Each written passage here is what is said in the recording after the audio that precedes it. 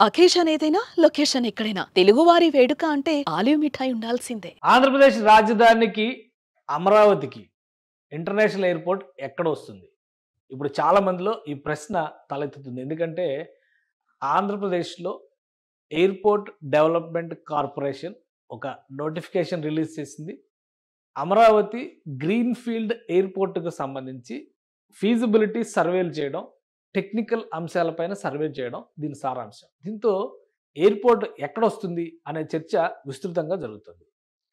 గతంలో కూడా మనం ఒక వీడియో చేసాం. మైలవరం ప్రాంతంలో 6,000 ఎకరాల వరకు ప్రభుత్వ భూములు అందుబాటులో ఉన్నాయి. అక్కడ ఎయిర్‌పోర్ట్ రావచ్చు అనేటువంటి ఒక చర్చ జరుగుతుంది. దీంతో పాటు ప్రత్యామ్నాయ స్థలాలపైన అధికారులు ఫోకస్ పెట్టారని ఇప్పుడు ఈ నోటిఫికేషన్ రిలీజ్ చేసినటువంటి క్రమంలో ఫీజిబిలిటీ సర్వేస్ జరిగేలోపు ల్యాండ్ సెలక్షన్ కూడా జరగాలి అనేటువంటి ఆలోచనతో ఏపీ ప్రభుత్వం ఉన్నట్టుగా తెలుస్తుంది.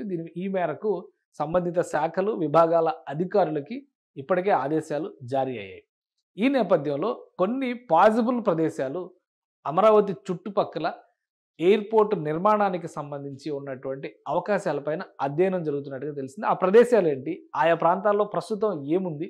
ఏ అంశాలను దృష్టిలో పెట్టుకొని ఆ ప్రాంతాల్లో ఎయిర్‌పోర్ట్ వస్తే బాగుంటుంది అనేటువంటి మాటలు ప్రచారంలోకి వచ్చాయి. ఒకసారి విశ్లేషించేటువంటి ప్రయత్నం చేద్దాం. ఓవరాల్‌గా మనం చూసినప్పుడు ఆంధ్రప్రదేశ్ రాజధాని, దాని నైసర్గిక స్వరూపం, చుట్టుపక్కల ప్రదేశాలు ఇవన్నీ మనం ఒకసారి చూస్తే గనక ఇక్కడ కనిపించేటువంటి పరిణామాలు అంటే ఓవరాల్‌గా ఒక 200 కిలోమీటర్ల రేడియస్‌ని పరిశీలించాల్సిన పరిస్థితి కనిపిస్తుంది. చుట్టుపక్కల ఉన్నటువంటి ప్రాంతాలన్నిటిని మనం అధ్యయనం చేయాలంటే. అలానే ఇప్పుడు ఆంధ్రప్రదేశ్ రాజధాని నగర నిర్మాణం జరుగుతున్నటువంటి పరిధిలో దాదాపు 50-80 కిలోమీటర్ల రేడియస్‌లో ఇంటర్నేషనల్ ఎయిర్‌పోర్ట్ వచ్చే అవకాశాలు ఉన్నాయనేటువంటి చర్చ నడుస్తుంది. కానీ అమరావతికి దూరంగా ఎయిర్‌పోర్ట్ నిర్మించేందుకు మాత్రం రాష్ట్ర ప్రభుత్వం సుముఖంగా లేదు. ఈ నేపథ్యంలోనే ఇక్కడ ఉన్నటువంటి ప్రదేశాలన్నిటిని కూడా అధ్యయనం చేస్తున్నారు. ఏ ప్రాంతాలు? ఎందుకంటే అమరావతి పరిసర ప్రాంతాలన్నీ కూడా ఆల్రెడీ వెల్ డెవలప్డ్ నగరాలు ఉన్నటువంటి ప్రాంతం, పట్టణాలు ఉన్నటువంటి ప్రదేశాలే ఉన్నాయి. సో, ఈ ప్రాంతాల్లో ఇక్కడ మనం ఒక సెంట్రల్ పాయింట్‌గా ఇది తీసుకొని చూసినప్పుడు ప్రస్తుతం అమరావతి నగరం, రాజధాని అమరావతి నగరం ఈ ప్రదేశంలో ఉంది. ఈ ప్రదేశాన్ని ఒక సెంట్రల్ పాయింట్‌గా మనం చూస్తే గనక దీనికి అతి సమీపంలో విజయవాడ నగరం ఆల్రెడీ అభివృద్ధి చెందింది. ఇక్కడ గన్నవరం ఎయిర్‌పోర్ట్ సర్వీసెస్ అందిస్తుంది. అలానే ఇటు పక్కన చూస్తే గనక విజయవాడ నగరానికి సంబంధించిన విజయవాడ నగరం దాదాపుగా ఆనుకుని డెవలప్ అయిన పరిస్థితి ఉంటే, గుంటూరు నగరం కొద్దిగా దూరంలోనే గుంటూరు నగరం ఉంది. ఈ 2 ప్రాంతాలని కనెక్ట్ చేసే విధంగా నేషనల్ హైవే ఈ చివరి నుంచి ఆ చివరి వరకు మధ్యలో కూడా అన్ని డెవలప్ అయినటువంటి ప్రదేశాలే కనిపిస్తున్నాయి. ఈ నేపథ్యంలో మైలవరం ప్రాంతాన్ని మనం ఒకసారి పరిశీలించి చూస్తే గనక మైలవరం ప్రాంతం ఈ ప్రదేశంలో వస్తుంది. ఇది విజయవాడకి అటుపక్కగా వస్తుంది. అంటే విజయవాడ టు మైలవరమే దాదాపు 50 కిలోమీటర్ల వరకు డిస్టెన్స్ ఉండేటువంటి అవకాశం. అంటే ఆ పరిసర ప్రాంతాలన్నిటిని నేరుగా మైలవరం అనేటువంటి ప్రాంతం కాకపోయినా కానీ కనీసం 40-50 కిలోమీటర్ల డిస్టెన్స్ కనిపించేటువంటి పరిస్థితి ఉంది. ప్లస్ అమరావతి నగరానికి మళ్ళీ కృష్ణానది దాటి లోపలికి రావాల్సిన పరిస్థితి ఉంటుంది. కాబట్టి ఈసారి రాజధానికి సంబంధించినటువంటి ఎయిర్‌పోర్ట్‌ని మాక్సిమం గుంటూరు జిల్లాలో ఏర్పాటు చేసే అవకాశాలే ఎక్కువగా కనిపిస్తున్నాయి. దీనికోసం అమరావతి రింగ్ రోడ్డు ఏదైతే ఓఆర్ఆర్ పేరుతో ఒక ప్రతిపాదన చేశారో, ఓఆర్ఆర్‌కి చుట్టుపక్కల దాన్ని దృష్టిలో పెట్టుకొని, ఎందుకంటే ఓఆర్ఆర్ నిర్మాణం అంటూ జరిగితే ఈ చుట్టుపక్కల ప్రదేశాలన్నీ కూడా ఇలా వచ్చేటువంటి అవకాశం ఉంది. గుంటూరు నగరం కూడా ఈ పరిధిలోకి వచ్చేసేటువంటి పరిస్థితి ఉంది. కాబట్టి ఓఆర్ఆర్ పరిధిలో లేదా ఓఆర్ఆర్ శివారుల్లో ఉన్నటువంటి ప్రదేశాలని ఎంపిక చేసేటువంటి ప్రయత్నాలు జరుగుతున్నాయి. ఈ నేపథ్యంలో ఒక 2 ప్రదేశాలకు సంబంధించినటువంటి మోస్ట్ పాజిబుల్ అంశాలు. ఎందుకంటే ఇక్కడ భూసేకరణ అంటూ జరిగితే లబ్ధిదారులు అంటే ఎవరైతే భూ నిర్వాసితులు అవుతారో వాళ్ళకి పేమెంట్ చేయడం అనేది కూడా ప్రభుత్వానికి ఒక ప్రధానమైనటువంటి సమస్యగా మారుతుంది. భూ సమీకరణ విధానంలో చేస్తే అక్కడ ఉన్నటువంటి భూముల విలువ కోట్లలో ఉంటుంది. ఎందుకంటే ఇప్పటికే సాగుబడిలో ఉన్నటువంటి అనేక భూములు, అనేక ప్రాంతాలు ఈ ప్రదేశాల్లో ఉన్నాయి కాబట్టి ఆ ధరలను కూడా దృష్టిలో పెట్టుకొని ప్రభుత్వం భూముల్ని అన్వేషిస్తున్నట్టుగా ఒక సమాచారం అందుతుంది. ఈ నేపథ్యంలో 2 పాజిబుల్ అంశాలు కనిపిస్తున్నాయి. అందులో ముఖ్యమైనది తాడికొండ పరిధిలోకి వచ్చేటువంటి ప్రాంతం. ఇంకొక విషయాన్ని ఇక్కడ మనం గమనించాల్సింది ఏంటంటే, అమరావతి అనగానే అమరావతి రింగ్ రోడ్ గురించి మాత్రమే ఆలోచిస్తున్నాం. కానీ అనంతపురం అమరావతి ఎక్స్‌ప్రెస్ వే అనేది రాయలసీమని, ఆంధ్రప్రదేశ్‌ని కలిపేటువంటి ఒక కీలకమైనటువంటి ప్రదేశం కాబోతుంది. కాబట్టి ఆ అంశాన్ని దృష్టిలో పెట్టుకొని చూసినప్పుడు ఇటువైపు నుంచి అంటే రాయలసీమ వైపు నుంచి వచ్చేటువంటి ఈ హైవేని దృష్టిలో పెట్టుకొని కూడా ఇంటర్నేషనల్ ఎయిర్‌పోర్ట్‌కి ప్లానింగ్ చేయాల్సినటువంటి అవసరం ఉందని చెప్పని రాష్ట్ర ప్రభుత్వం భావిస్తుంది. ఈ క్రమంలోనే ఇటు తాడికొండ పరిసర ప్రాంతాల్లో ఉన్నటువంటి భూములపైన అధ్యయనం జరుగుతున్నట్టుగా తెలుస్తుంది. తాడికొండ పరిసర ప్రాంతాల్లో ఎటువంటి నిర్మాణానికి సంబంధించి ఇక్కడ మనం చూస్తున్నాం ఈ ప్రాంతంలో చాలా క్లియర్‌గా కనిపిస్తున్నాయి. 2 మార్గాలు, 2 ప్రత్యామ్నాయమైనటువంటి అంశాలు కనిపిస్తున్నాయి. ఈ ప్రదేశంలో ప్రభుత్వానికి సంబంధించినటువంటి భూములు కూడా అందుబాటులో పెద్ద ఎత్తున ఉన్నట్టుగా తెలుస్తుంది ఈ ప్రాంతంలో. సో, ఈ భూముల్ని సద్వినియోగం చేసుకోవడం, ప్రైవేటు భూముల్ని స్వాధీనం చేసుకోవడానికి ఉండేటువంటి పరిస్థితి. ఈ ప్రదేశాల్లో చూస్తే గనక ల్యాండ్‌తో పాటు వాటర్ అవైలబిలిటీ ఇటువంటి అంశాలన్నిటిని దృష్టిలో పెట్టుకొని చూస్తే కూడా అన్ని సానుకూల అంశాలే ఉన్నాయి. అలానే ఆ ప్రాంతాల్లో పొలాలకు సంబంధించినటువంటి రేట్లు కూడా కొంతవరకు తక్కువగానే ఉంటాయి మిగతా ప్రాంతంతో పోల్చి చూసినప్పుడు. ఇటు ప్రత్తిపాడు, గుంటూరు నగరానికి సంబంధించి సమీపంగా వచ్చేటువంటి ప్రదేశాలు ఇవన్నీ కూడా. కాబట్టి ఈ ప్రాంతంలో కనుక నిర్మాణానికి సంబంధించినటువంటి నిర్ణయాలు తీసుకుంటే ఇక్కడ తాడికొండకి, కంతేరుకి, బ్రహ్మంగారి మఠం ఈ 3 ప్రాంతాలకి మధ్యలో వచ్చేటువంటి ప్రదేశాల్లో భూములు అందుబాటులో ఉన్నాయనేటువంటి ఒక సమాచారం కూడా అందుతోంది. సో, ఆ రకంగా చూసినప్పుడు నేషనల్ హైవే ఏదైతే అమరావతి ఎక్స్‌ప్రెస్ వే అనేటువంటి పేరుతో రాయలసీమని అమరావతి ప్రాంతంతో కనెక్ట్ చేయాలో అనుకుంటున్నారో, ఆ ప్రాంతానికి ఇది సమీపానికి వచ్చేటువంటి అవకాశం ఉన్నటువంటి మార్గం అనేది కూడా ఒక విశ్లేషణ వినిపిస్తుంది. సో, ఈ 2 అంశాలను దృష్టిలో పెట్టుకొని ఇదొక మొదటి ప్రాధాన్యత అంశంగా మనం చూస్తే గనక మరొక రెండవ ప్రత్యామ్నాయంగా చూసేటువంటి అంశం కూడా ఇక్కడ కనిపిస్తుంది. అది ఈ నెమలికల్లు, లచ్చన్న గుడిపోడు ఈ ఊరు ప్రాంతాలకు సంబంధించి. ఎందుకంటే ఇవి కూడా చాలా ముఖ్యమైనటువంటి ప్రదేశాలు. ఈ లచ్చన్న గుడిపూడి అనేటువంటి ప్రదేశం కూడా ముఖ్యమైనటువంటిది. ఇది చూస్తే మనకి ఇక్కడ మొత్తం టోటల్ మ్యాప్ పరంగా చూస్తే పెద్దపరిమి నుంచి వచ్చేటువంటి రహదారి ఇక్కడంతా కూడా ఇది ప్రస్తుతం ఇలా ఉంది గానీ, ఈ ప్రదేశం అంతా కూడా మాస్టర్ ప్లాన్‌లో భాగంగా రహదారి వ్యవస్థలన్నీ కూడా ఇటువైపు కనెక్టివిటీ వచ్చేటువంటి రహదారి వ్యవస్థలు కనిపిస్తాయి. ఇది తాడికొండ ప్రదేశం అయితే లచ్చన్న గుడిపూడి అనేది ఈ ప్రాంతం. అంటే ఇక్కడ ఈ ప్రాంతాన్ని ఒకసారి మనం పరిశీలించి చూస్తే గనక ఈ లచ్చన్న గుడిపూడి దగ్గర నుంచి మోతడక వరకు ఉన్నటువంటి ఈ ప్రదేశంలో నెమలికల్లు, పాములపాడు ఇలా కొన్ని విలేజెస్ వస్తాయి. రావెల ఇవన్నీ కూడా ఒక దగ్గరగా వచ్చేటువంటి విలేజెస్. ఇక్కడ కూడా చిన్న చిన్న గ్రామాలు అయినప్పటికీ కూడా స్థలాల విషయంలో, పొలాల విషయంలో కానీ, స్థలాల విషయంలో కానీ, భూముల విషయంలో కానీ ఇక్కడ కూడా అవైలబిలిటీ బాగానే ఉండే అవకాశం ఉంది. ప్లస్ ఎక్కువ మందిని డిస్టర్బ్ చేసేటువంటి ఛాన్సెస్ ఉండవు అనేటువంటి సమాచారం అందుతుంది. అంటే ఇంకొక విషయం ఏంటంటే ఈ రహదారిని ఒకసారి మనం గమనించి చూస్తే కనుక ఒక్కసారి ఈ 2 ప్రదేశాలని ఒకసారి ఇలా చూస్తే ఇక్కడ కనిపించేటువంటి మరొక ఆసక్తికరమైనటువంటి విషయం, కామన్ పాయింట్ ఏంటంటే ఈ ప్రాంతానికి సంబంధించి ఒకవేళ నెమలికల్లు, మోతడక, ఈ ముక్కామల, లచ్చన్న గుడిపూడి మధ్యలో గనక ప్లాన్ చేస్తే ఇటు నుంచి వచ్చేటువంటి నేషనల్ హైవేకి దగ్గరగా ఉంటుంది. అలానే ఇక్కడ చూస్తే నెక్కల్లు పూర్తిగా రాజధానిలో ఉన్నటువంటి కర్లపూడి ఇవన్నీ కూడా రాజధానిలో ఉన్నటువంటి ప్రాంతాలు. ఇది అమరావతి రాజధాని ప్రాంతానికి కూడా ఇది అత్యంత సమీపంలో ఉండేటువంటి ప్రదేశం అవుతుంది. అలానే ఇక్కడ అమరావతి రోడ్డు అంటే ఇది పాత అమరావతి దేవాలయానికి సంబంధించినటువంటి రోడ్డు, గుంటూరు నుంచి అమరావతి వెళ్ళేటువంటి రహదారి ఇది. ఇది ఆల్రెడీ 200 అడుగుల విస్తీర్ణంతో ఉండేటువంటి రహదారిగా డెవలప్ చేస్తున్నారు. సో, ఇవన్నీ దృష్టిలో పెట్టుకొని చూసినప్పుడు ఈ ప్రదేశంలో దొరికేటువంటి భూముల ధరల విషయంలో కూడా, అలానే ఇటువైపు ఉన్నటువంటి తాడికొండ దగ్గర మనం చూసినటువంటి ప్రదేశంలో ఉండేటువంటి ధరల విషయంలో కూడా పెద్దగా తేడా ఉండేటువంటి అవకాశం ఉండదు. అలానే మొత్తం భూములన్నీ కూడా సమతులంగా ఉండేది. కానీ ఇటు పక్కన గమనించి చూస్తే కనుక ఇక్కడ మాత్రం కొంచెం చిన్న కొండలు, గుట్టలు వచ్చేటువంటి అవకాశాలు ఉన్న ప్రాంతాలు ఉన్నాయి. ఎందుకంటే ఇటువైపు అనంతవరం గుట్ట మొత్తం కూడా ఈ ప్రాంతంలోనే వస్తుంది. ఈ నల్లకుర్లపాడు, పెద్దమద్దూరు ఇవన్నీ కూడా నెక్కల్లు ఇవన్నీ రాజధానిలోకి వచ్చేటువంటి గ్రామాలు, రాజధానికి అత్యంత సమీపంగా ఉండేటువంటి ప్రదేశం. అలానే ఇక్కడ అనంతవరం అంతా కూడా కొంత కొండలతో ఉన్నటువంటి ప్రదేశం కాబట్టి ఇక్కడ కొంచెం ఇబ్బంది ఉండవచ్చు. కానీ తాడికొండ దగ్గర అయితే పూర్తిగా ఇటువైపు తాడికొండ, బ్రహ్మంగారి మఠం మధ్యలో ఉండేటువంటి ప్రాంతాల్లో అయితే పూర్తిగా చదును భూమి ఉండేటువంటి అవకాశం ఉంది. నిర్మాణానికి కూడా ఇబ్బందులు పెద్దగా వచ్చేటువంటి ఛాన్సెస్ లేవు అనేటువంటి అభిప్రాయాలు ఉన్నాయి. ఇవన్నీ కూడా అక్కడ ఉన్నటువంటి ప్రాథమికమైనటువంటి సమాచారం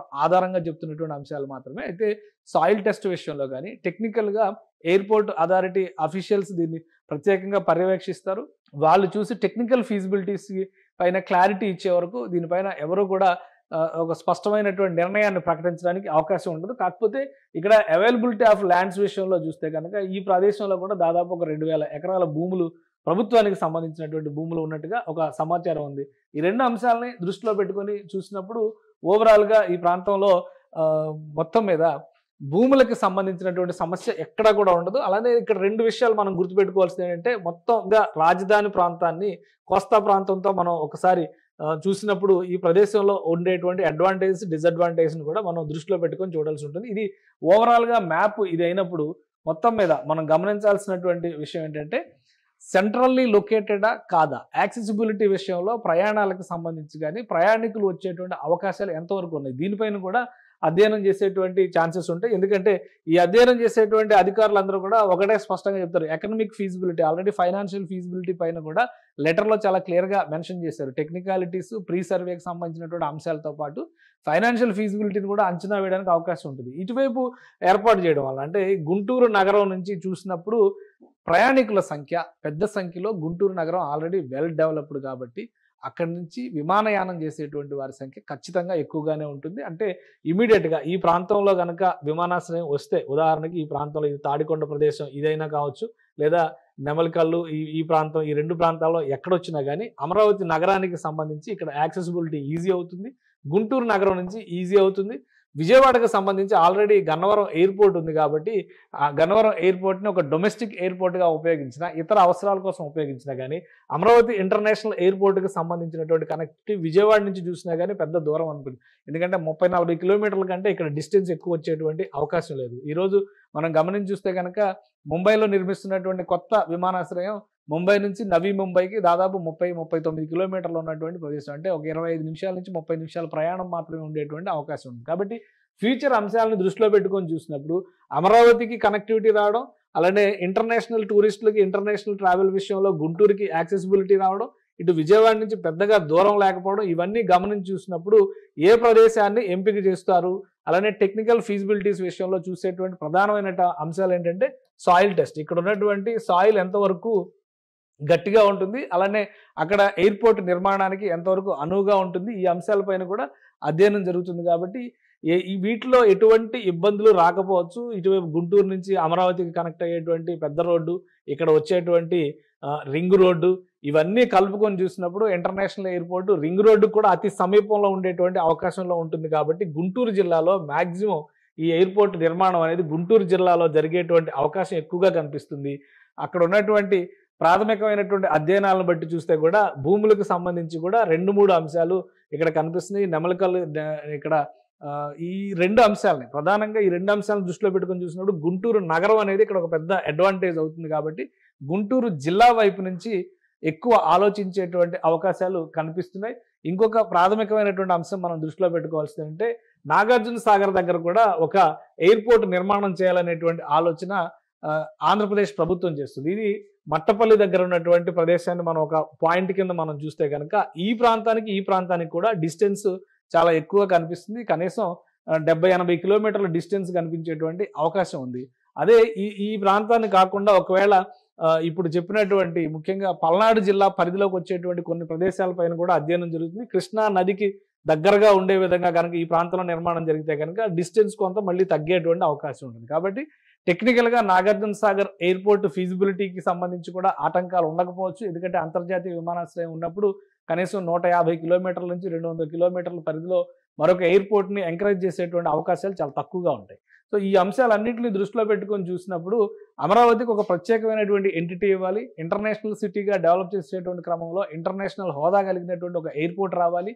అలానే స్థానికంగా ఉన్నటువంటి అవసరాలు, టెక్నికల్ పాయింట్స్‌ని దృష్టిలో పెట్టుకొని చూసినప్పుడు ఎటువంటి ఫైనాన్షియల్ ఫీజిబిలిటీ ఉంటుంది. ఇది కూడా చాలా ముఖ్యమైనటువంటి అంశం. అందుకని Andhra Pradesh airports developments corporation release చేసినటువంటి లెటర్‌లో ఈ ఫీజిబిలిటీ సర్వేస్ అన్నిటిని కూడా ఇన్కార్పొరేట్ చేశారు. బహుశా ఈ నెల 21వ తారీఖు వరకు దాని కన్సల్టెంట్ నియామకానికి సంబంధించినటువంటి టెండర్లని కాల్ ఫర్ చేశారు. దానికి అటెండ్ అయిన వాళ్ళలో ఫైనలిస్టులు ఎవరొస్తారు, వాళ్ళు ఇవ్వబోయేటువంటి పాసిబిలిటీస్, ప్రాబబిలిటీస్ ఏ విధంగా ఉంటాయి, అమరావతి నగర నిర్మాణానికి సంబంధించినటువంటి ఫ్యూచర్‌ని ఎందుకంటే ఈ రోజు ఉన్నటువంటి స్థితిగతులను బట్టి ఇంటర్నేషనల్ ఎయిర్‌పోర్ట్‌కి ప్లాన్ చేసేటువంటి అవకాశం లేదు.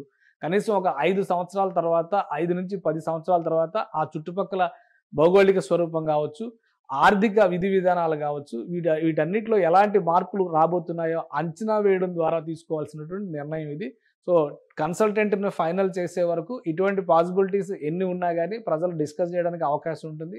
కన్సల్టెంట్ ఫైనల్ అయిన తర్వాత ఈ అంశాలన్నిటినీ క్రోడీకరించడం ద్వారా మోస్ట్ పాసిబుల్ ఏరియా ఏది అనేది ఒక ఎంపిక చేసిన తర్వాత ప్రభుత్వం ఒక నిర్ణయం తీసుకోవడానికి ఛాన్సెస్ ఉంటాయి. కానీ ఇప్పుడున్నటువంటి కూటమి ప్రభుత్వ సమన్వయం, కేంద్ర రాష్ట్ర ప్రభుత్వాల మధ్య ఉన్నటువంటి సమన్వయాన్ని దృష్టిలో పెట్టుకొని చూస్తే రాష్ట్ర ప్రభుత్వం వీలైనంత వేగంగా ఈ అంశాలన్నిటినీ ఫైనలైజ్ చేయడం ద్వారా కేంద్రం అమలు చేస్తున్నటువంటి ఏవియేషన్కి సంబంధించిన విధానాలు, ముఖ్యంగా రీజనల్ కనెక్టివిటీ దగ్గర నుంచి ఎయిర్పోర్ట్ల అభివృద్ధి వరకు ఈ అంశాల క్రింద కేంద్రం ఇస్తున్నటువంటి నిధుల్ని సద్వినియోగం చేసుకోవడం, కేంద్ర ప్రభుత్వ పథకాలని విధానాలని సద్వినియోగం చేసుకోవడంలో భాగంగానే ఆంధ్రప్రదేశ్ ప్రభుత్వం అమరావతి ఇంటర్నేషనల్ ఎయిర్పోర్ట్ పైన కూడా పెద్ద ఎత్తున ఫోకస్ పెట్టింది. ఆంధ్రప్రదేశ్ ప్రభుత్వం డిజైన్ చేస్తున్నట్టుగా, విజన్ చేస్తున్నట్టుగా ఆలోచిస్తే కనుక దుబాయ్ ఎయిర్పోర్ట్ తరహాలో ఒక ఇంటర్నేషనల్ హబ్ లాంటి ఎయిర్పోర్ట్ కనీసం 3,000 నుంచి 5,000 ఎకరాల భూముల్లో ఏర్పాటు చేయాలి. అంటే కేవలం ట్రావెల్ అనేది పాయింట్ కాకుండా అక్కడ ఒక షాపింగ్ ఏరియా కింద దాన్ని మల్టీ ఫంక్షనల్ యాక్టివిటీకి కేంద్ర స్థానంగా మారే విధంగా డిజైన్ చేయాలని భావిస్తుంది. కాబట్టి ఈ అంశాలన్నిటినీ దృష్టిలో పెట్టుకొని చూసినప్పుడు మైలవరంకి ఆ చివర కానీ లేదా ఇటు కృష్ణానది అంచును కానీ పెట్టేటువంటి అవకాశాలు కనిపించట్లేదు. ఇమ్మీడియట్గా ఎక్కడైతే ప్రయాణికులు వచ్చేటువంటి యాక్సెసిబిలిటీ ఎక్కువగా ఉంటుందో ఆ ప్రదేశాన్ని ఎంచుకునేటువంటి అవకాశాలే ఎక్కువగా కనిపిస్తున్నాయి. కాబట్టి ఈ పాసిబుల్ ఏరియాస్ అన్నిటిపైన కూడా ఒక విధమైనటువంటి అధ్యయనం జరుగుతుంది. కన్సల్టెంట్ నియామకం తర్వాత ఈ విషయంలో మరో అడుగు ముందుకు పడేటువంటి అవకాశాలు స్పష్టంగా కనిపిస్తున్నాయి. సుమన్ టీవీలో మీ పర్సనల్ అండ్ బిజినెస్ ప్రమోషన్స్ కోసం కింది నెంబర్కి కాంటాక్ట్ చేయండి.